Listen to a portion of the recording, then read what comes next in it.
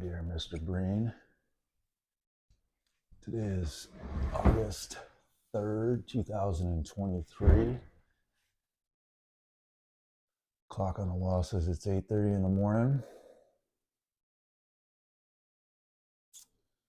I think this is the first time we've sat down and recorded one of these. It is.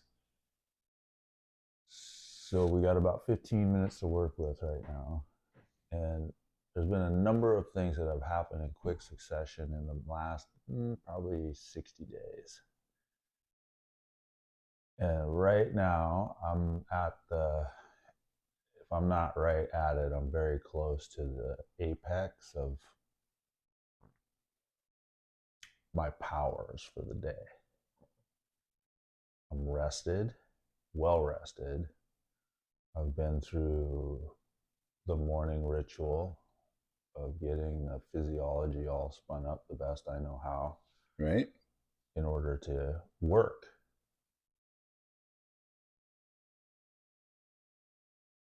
So I love adventure. And for me, by definition, adventure means you don't know what's going to happen. Right. I put my body in the circumstance, eyes wide open, as prepared as I can be, and prepared to die as best as I can be.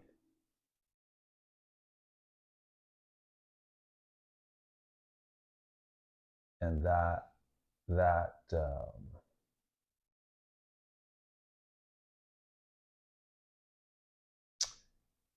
our common friend Stacy found a quote somewhere once and shared it with me, and I think it's by a poet or a musician out of Texas. And the line goes, "Nobody gets out alive, not even Jesus Christ." Right. Which I just love. Don't. So bringing that to full conscious awareness every single day is somehow paradoxically both liberating and terrifying. So the things that are happening really proximally right now is my dad's 88 and he's been in hospital for, well, this is day 6 now. And he went through he had a pretty serious heart attack when he was 69, I think. And he went into surgery.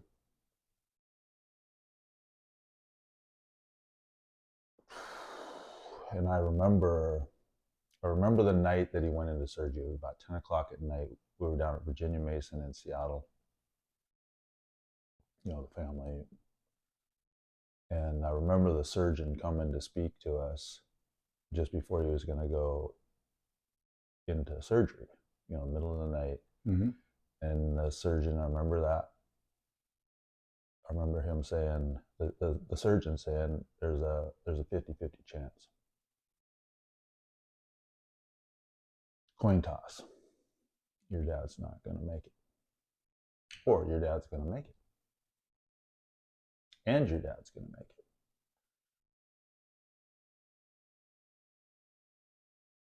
And I remember driving, I can't remember if the doctor said, go home, or I'm pretty sure he did. Yeah. He basically says, you know, go get some sleep.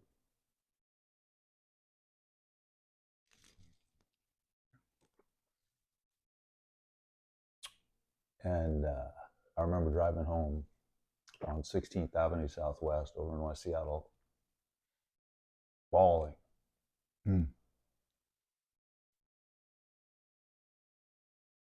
Anyway, so he made it through. So now he's 88 and he's been in hospital again here. Like I said, this is day 6, I think. And it's the doctor's been figuring out what to do. And I got a call this morning from my mom, and she had just spoken with him. So basically, the piping that they put in there, they took some veins out of his leg, I think, and replumbed his heart when he was 69, and now it's kind of plugged up again and not working.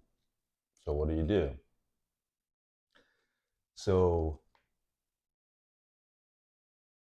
she had just spoken with him. The doctor's been figuring out what to do. It sounds like the doctor spoke with him this morning, and my mom's telling me that my dad is sounding really excited and happy today, this morning. And he's going to go to some other facility where they're set up to do this. And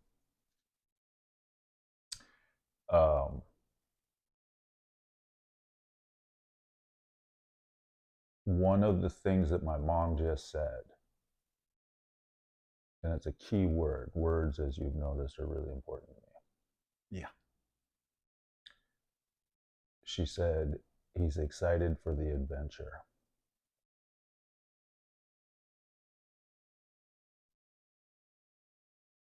The trip, the journey, the search, the adventure. Yeah. So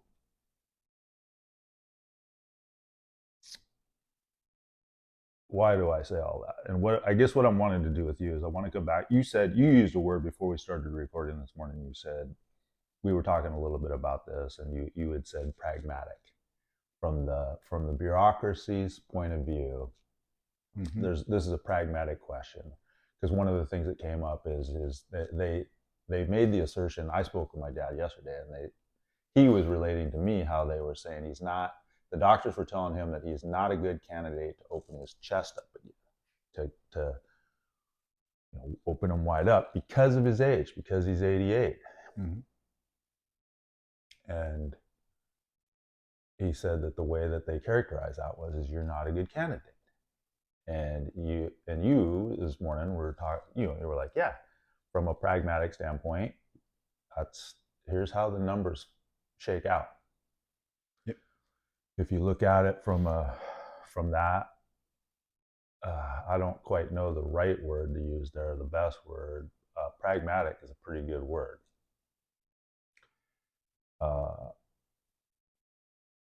When you're allocating, okay, so here we go. This is what I want to get to in the little bit of time that we got to work with. So the allocating of finite resources, it comes down to a numbers game. Yes. Every time.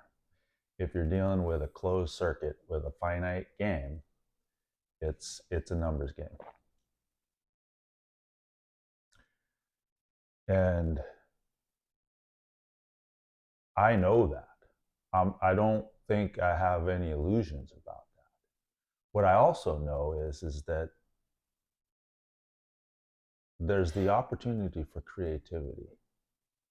There's actually opportunity to increase the size of the game, to change the total volume that is being allocated amongst the various constituents within that system.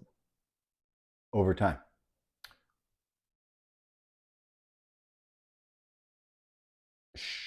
I think that's right. I think so.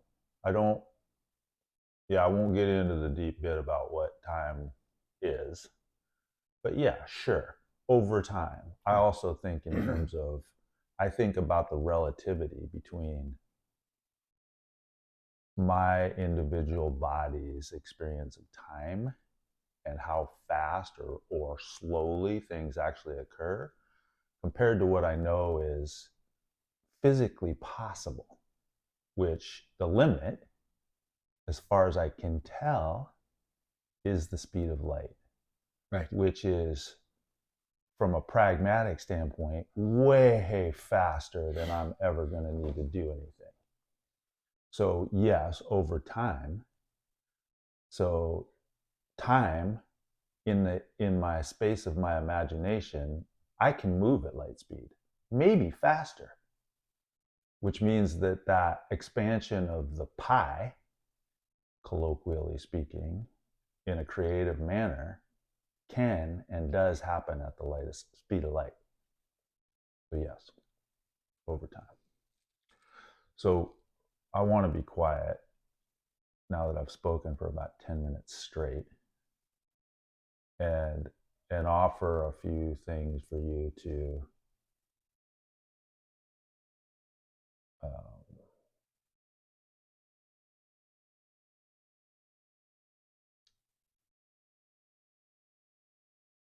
sharpen me with, I'll say.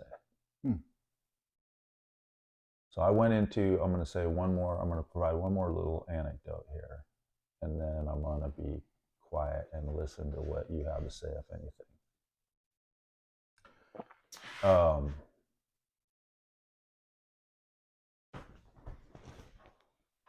Yesterday, Benjamin and I went over and worked in a facility in Soto, right? That is, as far as I can tell, a nonprofit organization. Yeah, it's tiny, huh? No, I opened to the page. Yeah. Well done.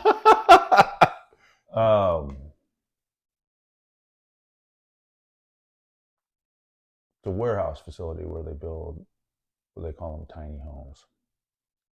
And there's the mission there is to provide a means to, they say, rehome homeless people. Mm-hmm. And I think they said the lady that was basically our tour guide there, she was saying that the average time that a tenant, so the idea is you take somebody from the street and you say, okay, we're gonna start moving you through a transformative process. Mm-hmm. And she went through the numbers. She went through the stats. Here's the percent of the population that actually go through and actually move up and out. So there's the upward spiral. And then here's the population that go back. But the average time, she said mean. The mean number of days right that a tenant is in one of those structures is 143 days. So not very long. Anyway, so one of the things that she did was break everything down by the numbers. It says we got a problem. The problem is 15,000 people that are homeless. And we have a solution. We can actually solve that, and laid out a perfectly pragmatic, as far as I could tell, means by which to solve that problem. Blocked by bureaucracy. I'm not going to say blocked. I'm going to say no. I don't want to engage that. The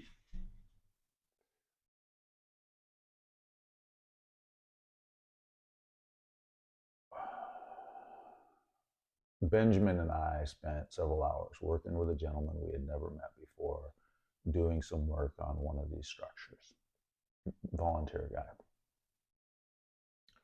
As we're finishing up the day, our tour guide takes me and Benjamin, she's collecting everybody from around the facility. Right. So we say goodbye to the fellow we were working with, and she says, I want to tell you a little bit about his backstory.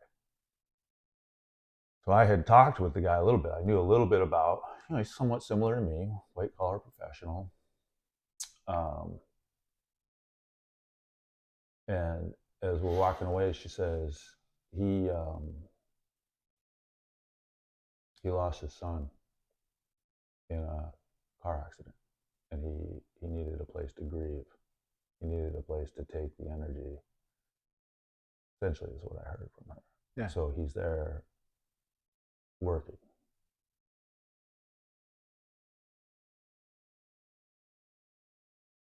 I'm still reeling at that in this moment, as I'm there with my son. Yeah. In the building with him. He's watching the two of us. He didn't tell me that part of his story. Right.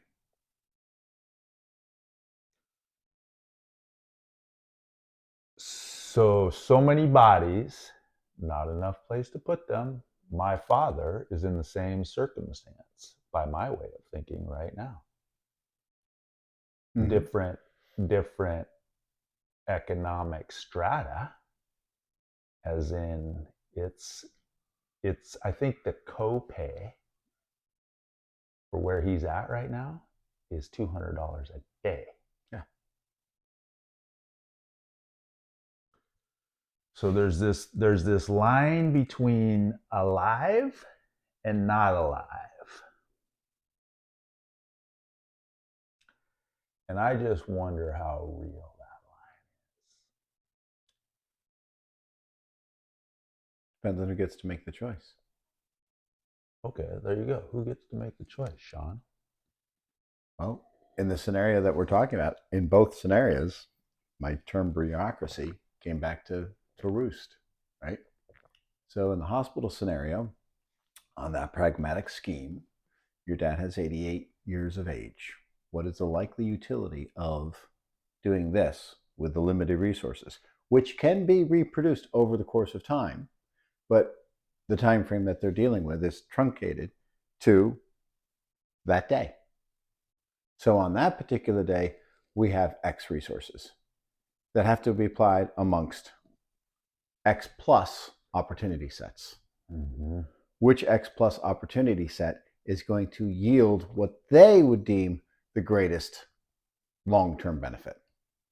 And that would be allocated towards a younger person versus an older person, because an older person will have a much closer expiration date than a younger person. In the similar scenario, we have the homeless people, and you go, we want to help out these people. Some will make it, some won't make it. As you said, some will spiral up and recover. They have to use mean versus average, because those who don't recover, their average is, they would skew the numbers. We'd have no idea how long they would remain in that homeless state until they die. So they have to make the decision. And I imagine there was a process they went through that said, this is who we select in the first place for having the rehousing opportunity. If they don't fit this criteria, while they may have need, we don't have the ability. And that's the pragmatic component of it, where you go, ultimately, over the course of time, perhaps everybody. But the reason, what was interesting about this was this morning, I spent the morning in Corinthians. And in Corinthians, right, what's fascinating is I was there because a dear friend of mine just found out that she has cancer. And, I was trying to find what was the prayer I wanted to share with her as she walks down that path, and the one that I'd come up with, which was simply, and the greatest of these is love. Mm-hmm. Well, then I said, hey, you know what? Now that I'm reading through this, what else? And my eyes are too old to find that. But as I read through it, I started taking pictures. These things will last forever: faith, hope, and love. And the greatest of these is love. But it goes on and it talks about how Jesus was raised from the dead. Adam was of the earth and died. Jesus was of the earth. Or was he brought from the heavenly realm? But he ascended. So we have these different... You said or. Yeah, I did say or. Because it's a function of faith. Right? So was Jesus born of Mary? He is of this earth. Can it be an and statement? Yeah, it could. Because that's would be my interpretation of it. It would be the and statement. But in either case, the ascension is still the same, which is a conversation we have multiple times. We live on this earthly plane for a finite period of time. And then we ascend to a spiritual plane in which our energy, neither created nor destroyed, continues on. And with your dad and the adventure, your dad's an adventure seeker. He always has been, right? From the stories you tell me, one does not pursue becoming a pilot without the desire to ascend. Yeah. Right? So you go, okay, it's not lost, the word and the action in alignment. Yeah. To travel and see great spaces. Yeah. Hong Kong, the picture in his office about what is recognized to be one of the most difficult airports to land in, right? So you kind of sit there and you go, he's an adventure seeker. And he's just going, hey, listen, right? I don't know. Last time you told me my odds were 50-50. That was in well, he was 69. It was basically math, 19 years ago, right? And you go, you were 33. Technology has advanced radically. Likelihood of this operation, if that was 50-50 then, this has got to be much higher, which it is. And your dad is going, yeah, let's get this puppy up in the ground. Let's see what happens, right? And he's a man of faith. And he knows whatever the outcome is, it's beyond him. Yeah.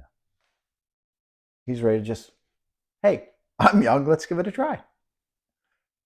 So now, his viewpoint and the viewpoint of bureaucracy.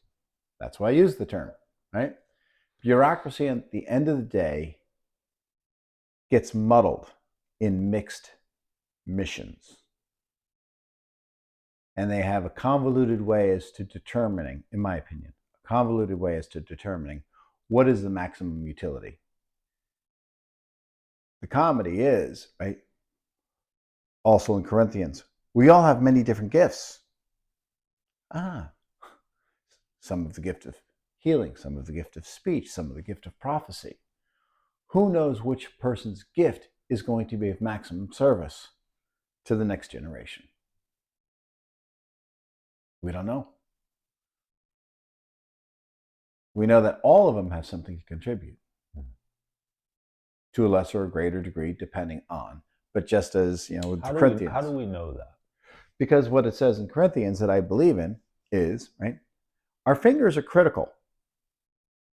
So is our heart, which is more critical. Depends on the task at hand. If I have to pick something up, my opposable thumbs become very helpful at that specific moment. And if I need to eat and I need to pick something up, at that particular moment. So we're all this corpus of everything put together. Each of us is part of a community, a corpus of everything put together. Each of us fits its place. The newcomers, right, at this housing facility can offer a gift. It is not, in my observation, coincidence that this man who is there to heal through his grief gets introduced to you two. I don't suspect she did it. Given all the planning that has gone on up to this point, I'm not a big serendipity guy. And our emotions can be, and you express the emotion of it, which is, wow, that must have been very painful. Well, without pain, there is no healing. It must have been incredibly healing for him, too, to experience the thing that he can't do, to watch you do it. Yeah. Does he have a sense of loss, or did you provide him a sense of gain? All unknown. Also an or statement. Yeah. As you know, I tend to be a little on the didactic side. But yes, and. Both. Yeah. Both. Very inclusive in that regard. So anyway, back to where your dad is. I think it's really cool. The hospital is sitting there with, today, finite resources, trying to figure out how do they allocate it. Your dad is cognizant of that. He's an intelligent man. And he's going, let's bring it on. I'll play the odds. Yeah. Right? And, maybe this is why your mother's comment to me so sticks. Right? I am not of this.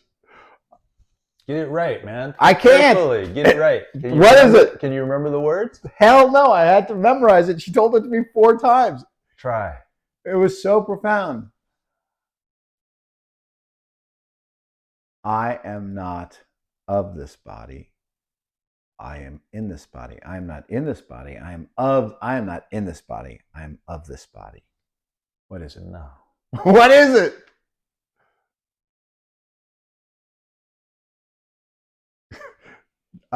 Is it that you don't remember or you're fucking with me?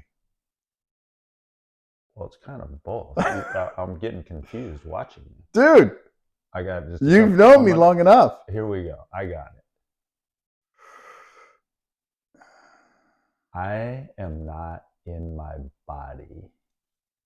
Here. My body is in me. Brought up in Minnesota. All right. And now you study all sorts of different things. Would you classify yourself in any one category? No, it's all of it, all of the teachings. All part of a big universe, right? Mm-hmm. Yeah. And what is that line that you gave me? You are not in your body. Your body is in you. You are not in your body is in you. That, I think, is where the peace can be with whatever the outcome is. I think she's wrong. Why is she wrong? Because she says not. It's the didactic again. The didactic is useful in certain contexts. Spatial. Yeah. So it can be, both can be true. Both can be true, right? The other thing in Corinthians that you talk because of the spatial component of it, right? In the blink of an eye. How quickly everything can be, how quickly everything can change in the blink of an eye. And you're like, so, yeah.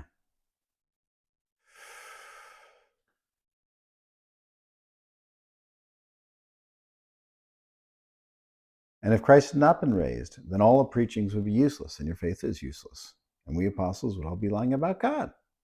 For we have said that God raised Christ from the grave. But that can't be true if there's no resurrection of the dead. And if there's no resurrection of the dead, then Christ has not been raised. And if Christ has not been raised, then your faith is useless. And you are still guilty as your sins. All right? But in fact, Christ has been raised from the dead. He is the first of the greatest harvest of all who have died. And we go into this whole thing, which is, we're here for the blink of an eye. In the space of time, it's a blink of an eye.